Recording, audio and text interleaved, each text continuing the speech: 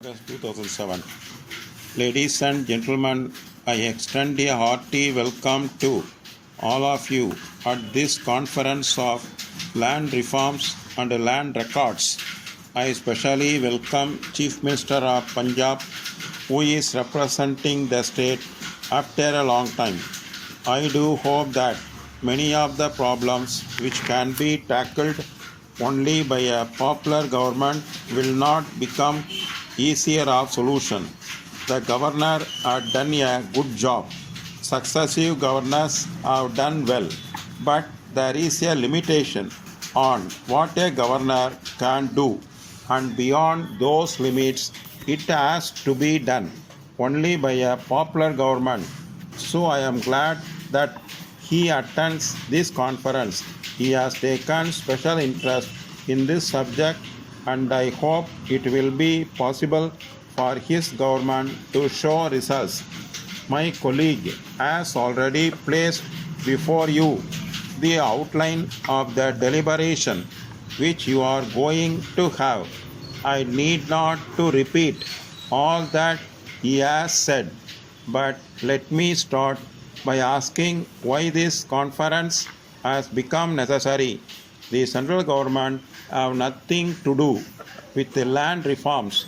According to the constitution, they fall completely within the purview of the state government. Why should I go out of the way to call all of you?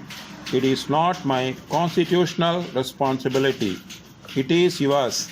After 50 years, and if you ask me, it is much more longer than 50 years, because land reform was one of the accepted programs of all the political parties even before independence.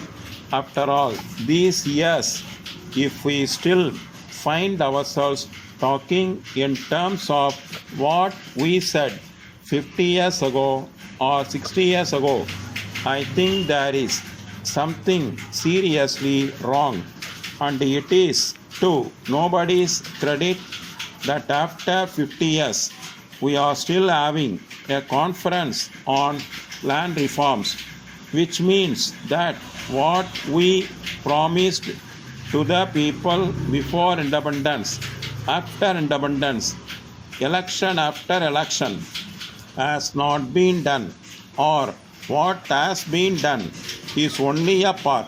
So I want an end to these conferences. If I could make this the last conference to be ever held in Delhi, I would be happy. What I want now is total implementation within a time frame fixed by us today. We have told the chief ministers that all the surplus lands available under the land ceiling laws in the states should be distributed before the end of this year. Now the record which I have before me very clearly indicates that we are nowhere near that. It is possible that there are some special difficulties.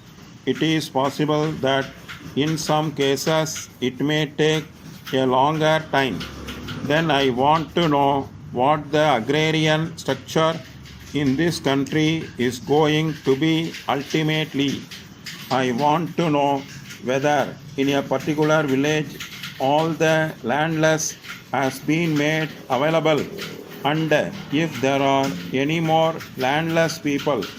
I am sure in every village there are going to be a lot of other landless people who have not got any land under the Land Ceiling Act. Then you will have to think of something else for them. These are all matters which I wanted to place before you today.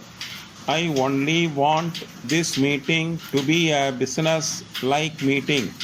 I have been told that you will be meeting in the afternoon of this subject again to discuss among yourselves. If you could have some way of dealing with this matter by having a committee and come up with the recommendation.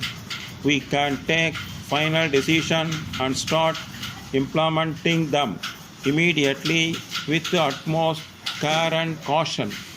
Letter dated the 15th September 2006 from Raju Associate Egmore, Chennai to Messrs. Narayana Travels, Kanyakumari. Dear Sirs, this has reference to the visit of our representative last week to your office to discuss about the chartering of a luxury tourist bus on permanent basis for our guests. Since our guests and visitors come from foreign countries in batches round the year, it has been decided that we have a luxury tourist bus with music and video facility on permanent basis for tours at reasonable rates, besides the fixed monthly payment to you as a renting fee. The actual expenses for petrol consumption, daily charges of drivers, attendants, etc. will be paid separately by us.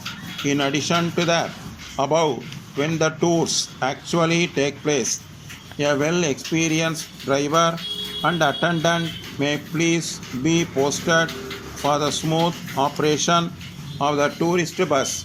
We would meet the expenses towards minor repairs into 1000 rupees in a single package. If there are repairs to be attended to beyond this amount, it should be borne by you. It may be stated that the matter has not yet been finalized, though we are very eager to finalize it soon because one batch of our visitors would be here from Russia within a fortnight.